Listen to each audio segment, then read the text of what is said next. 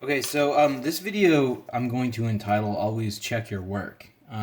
Usually with these quadratics, people understand all the steps that I talked about in the other videos, but they make a careless mistake. It's an easy one to make. What I'm going to talk about now is how do you catch that so you can go back and fix things. So what I have here is work from the last couple of lessons, and you can look at it and everything looks okay, but there's actually problems with it. So how do you catch what you're doing wrong? So what'll happen a lot of times with this one is if I look at what I've done here, so I already have the first few steps. I don't want to go back over that again. And so you're left with this, and we're factoring the 14, and you're trying to figure out like which pair is going to be the 14, and usually people will correctly identify the right pair. But then what'll happen is they'll actually put the positive and the negative on the wrong things. So, for example, on this one, a lot of times I'll see students go, oh, this is the positive 2 and this is the negative 7. And 2 times negative 7 is negative 14, so they think everything's okay, but it's not. You can see negative 7 plus 2 is actually negative 5, not positive 5. So typically what will happen is the student will then go, okay, it's a plus 2, and then a minus 7 equals 0, and then they do their two equations here. And they figure out, okay, this is negative 2, and this one's equal to positive 7. And then they'll look at the answer and they'll say, you know what, I got the actual opposite of what the answer is. Well, this is how you check your work. So I've already pointed out where you need to be careful, right here when you pick the pair. People pick the correct pair, but as I said, they put the positive and the negative on the wrong numbers. What you can do is you can take this right here that you get, and you can check it. So what I'm going to do is I'm just going to make one of these area models really quick, and I'm going to put the a plus 2 over here, and I'm going to put the a minus 7 over here, and a times a is a squared.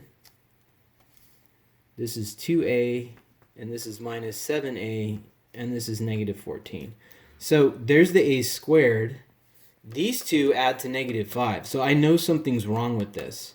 So if you check it and it's wrong, in other words, these two numbers don't make the middle one, that's where you made the mistake. So a lot of times kids will just switch them. They'll just put the negative on this and the positive on this and try again, and usually that's it.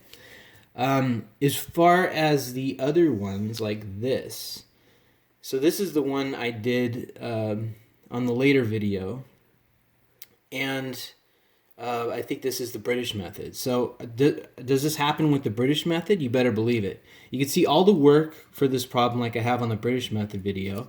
I correctly found this, and I put it right here. And what happens is you don't catch the mistake because you can see everything's kind of working out until I get to here. But before especially when I'm doing a test, if you're doing a worksheet or something and the answers are there, that's fine. You look at it, you go, oh, I messed up, and you usually look, and see where you botched it.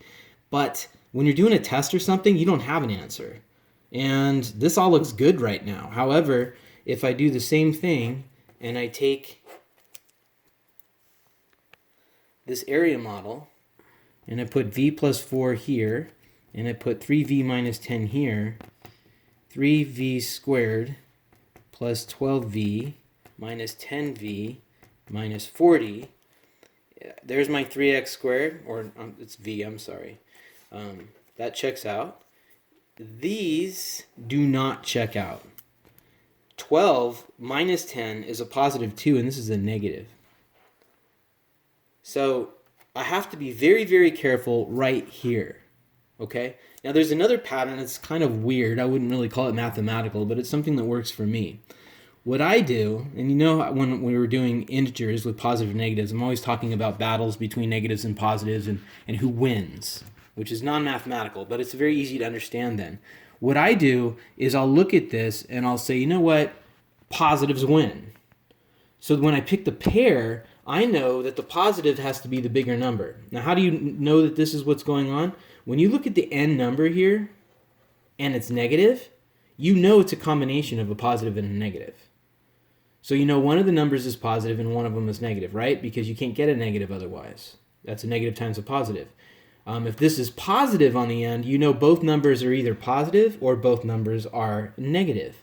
So that's a good thing to keep in mind when you're factoring to avoid these types of mistakes, because the truth is that is the mistake. Every single time I look at these tests and kids get things wrong, they got everything right except for that. So pay attention to that pattern. If this is negative, look at the middle number.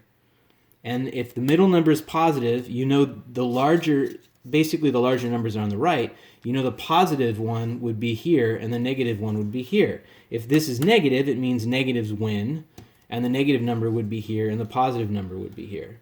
So this was the correct one right here, is it should have been like this, you see. This is a negative, so I know one's positive and one's negative. I look at the middle, it's positive, so I know that this is positive. When you're doing the British method, you can actually check it right here. So when you take your two numbers and put them in there, make sure that they add to that middle number before you proceed, because you won't catch it. You can see all these other parts here. Everything looks okay until I check it at the end.